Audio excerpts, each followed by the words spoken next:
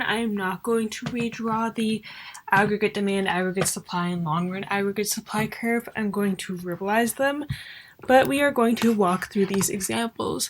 So we have part A. Let me get that out.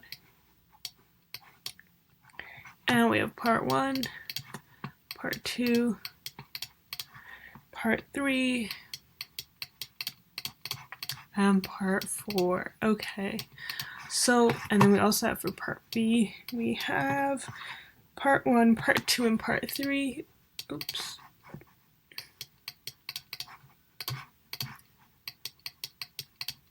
Okay, so let's start off with A1.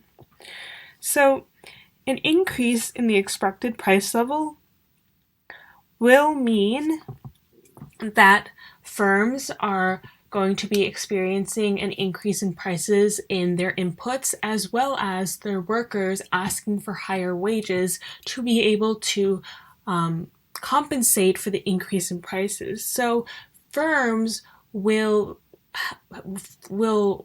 feel the brunt of this increase in the expected price level, and the aggregate supply curve will shift leftward, which is choice 1.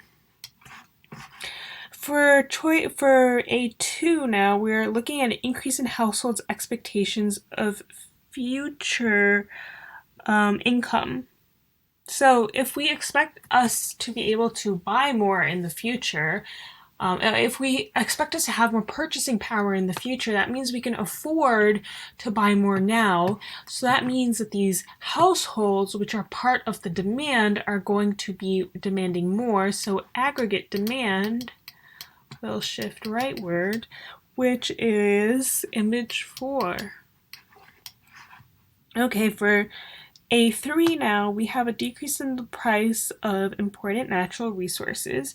So if the price of important natural resources decreases, which is an input in firms' production, that means that it will cost less to produce more. So these firms can now produce more, and there will be a rightward shift in the aggregate supply curve, which corresponds to image 2. Okay, so now the last one for part A, A4.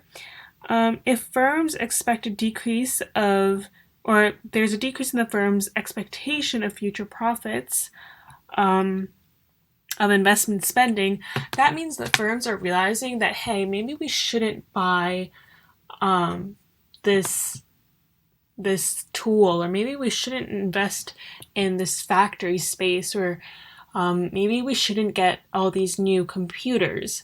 So these firms are saying that they will decrease their investment, and investment is part of aggregate demand. Remember, AD equals C plus I plus G plus NX.